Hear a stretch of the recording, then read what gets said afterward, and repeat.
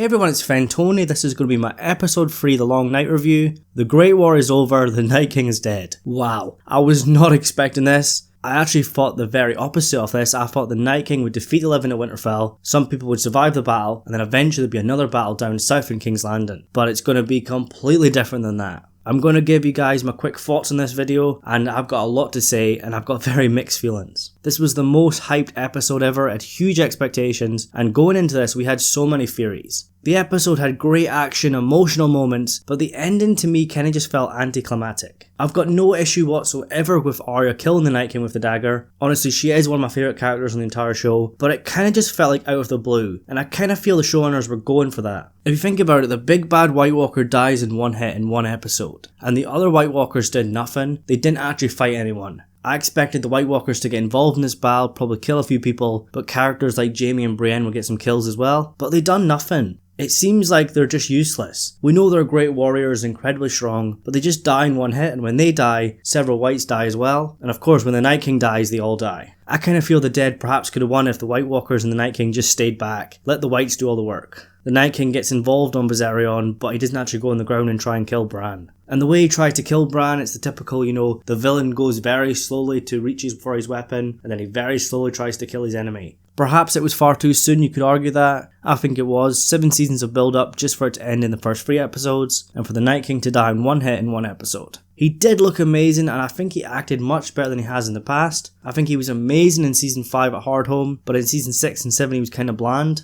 One of my favourite moments in the episode is when Drogon lights the Night King up, it does nothing, and he smiles at Daenerys after it. Honestly, the battle has so many epic moments. I never really had battle fatigue, but sometimes it was too dark. It was kinda hard to see what was going on. Mikhail Sapochnik, who directed the Battle of the Bastards, directed this episode as well, and nobody does it dead like him. He was the man responsible for Hardhome, and season 7 really missed him. But he's dead now, and I think he was a wasted villain. It seems like the final villain's going to be Cersei Lannister, but I kind of feel the White Walker storyline was cut short. The Great War's here, the Great War is all that matters, but it's over now. But I guess that's another reason to watch the Long Night prequel. We were told the Long Night prequel is going to deal with the true origin of the White Walkers. Season 8 hardly explained anything about them. It told us the Night King wants to end this world. He wants an endless night and he wants to kill Bran because Bran is the memory of the world. It kind of feels like they just thought, bugger it, we're just going to cut the story short. Or even if you want to kill him off in this episode, I thought it'd be a bit different. Stabbing him one hit kind of felt a bit cheap to me. We saw the creation of the Night King when the Children of the Forest placed dragonglass into his heart. A lot of us thought Arya was going to have to carve that bit of dragonglass out of his heart. I think that would have worked better. Basically, the reason was the fact it was a massive shock and a big spectacle. But was it the right move? I've got no problem with Arya killing the Night King, she's one of my favourite characters, but did it actually make sense? All the build up previously has been for Jon to fight the Night King. He didn't have to kill him, but he had to at least fight him. The showrunners revealed in the inside the episode they actually decided on Arya because no one expected her. They chose her 3 years ago, which would have been during the season 7 filming. And the quote they're referring to about Melisandre saying Arya's going to shot brown eyes, blue eyes, green eyes was from season 3. So you can't say that quote was already established to mean that Arya would kill the Night King. It's just the showrunners decide on Arya and then going back and seeing that quote and thinking, yeah, that works, that's pretty cool.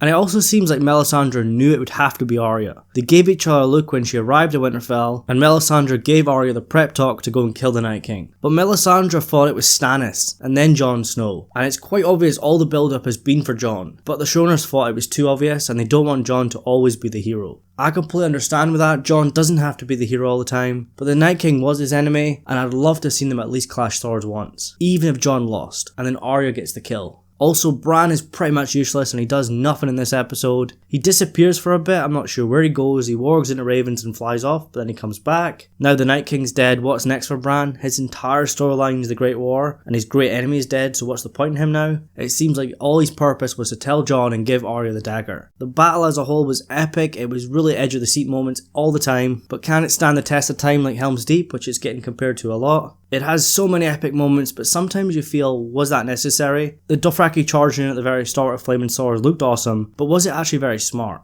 I loved when Melisandre arrives, but if you think about it, it was spoiled in the titles. It clearly says Carice von Houten appears in this episode. And she didn't actually bring any reinforcements as well. A lot of people thought she was going to Volantis to bring the Fiery Hand, but guess not. She's dead now and so is Beric, so the Lord of Light storyline is over. Basically it was to keep Arya Stark alive. No explanation what the Lord of Light is. There was all these theories about him and the Night King being the same person or being two sides of the same coin and they're enemies, they want to fight each other, they're both really evil. But throw all your theories out the window, or save them for the Long Night prequel. One theory that did happen was the dead Starks rose in the Crypt of Winterfell, and the dagger that Bran gave Arya was incredibly important, but apart from that, all these big theories were just thrown out the window. And Ghost charging at the start kind of felt like the show was just trying to get rid of him. It's clearly obvious they don't like filming with the direwolves, they're expensive and difficult to do, so they followed him at the start, charging, and then just get rid of him. But he is in the episode 4 trailer, so we will see him again. But I think Ghost has been incredibly wasted this season. We've never seen any interactions of Ghost with Jon or Dany or Rhaegal yet. There might be more to come, but I think it's all down to the CGI budget. I understand it can be difficult to film with the direwolves, they're very expensive and difficult to use, but when the story suffers it really bothers people. Don't get me wrong, this episode was epic, but perhaps it was overhyped. It seemed like a lot of people were very afraid for the characters, but you think about it, not many big names actually died. Who all died in this episode? You've got Melisandre, Jorah, Theon, Beric, Lyanna, Lord Commander Ed, Dany's Blood Rider, the Night King, and all the other White Walkers and Whites. All the other main characters survived, and I did not expect that. It looks like they're moving down south to face Cersei in King's Landing, but we'll get to that in the episode 4 trailer breakdown. In the comments below I want to know what you thought about the episode. Honestly, it's an epic episode, it had unlimited potential but so many missed opportunities in my opinion. And the Night King died too soon. I've got no problem with Arya killing him, and I think it could have worked out better if it was done later on in the season, maybe down in King's Landing. There's just so much build up thrown away. I know all you guys had prophecy theories about Azor Ahai, the prince that was promised and all that. Melisandre even mentions that in season 7 and she thinks it's Jon Snow. But prophecies of course have been misread before, but I kind of feel there was just so much established and it was just thrown out the window.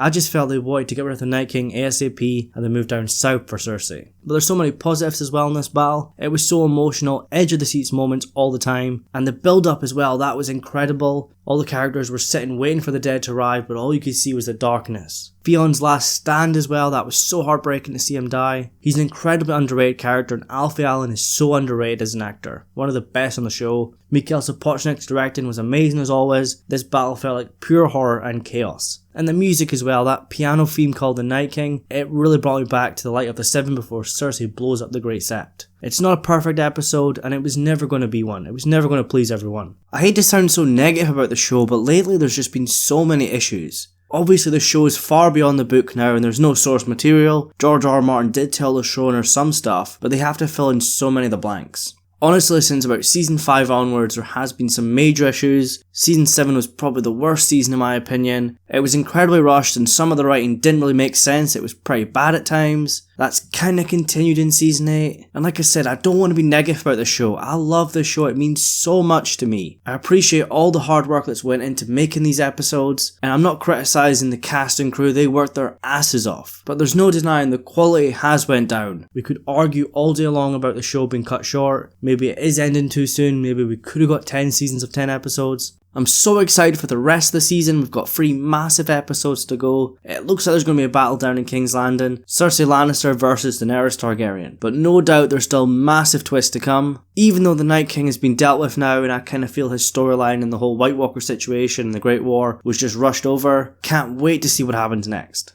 I'm going to do the trailer breakdown next, so make sure you subscribe to get that video, and as always remember to leave your thoughts in the comments below and give a thumbs up to this video as well, I'd really appreciate that. Thank you so much for watching and I'll see you in the next one.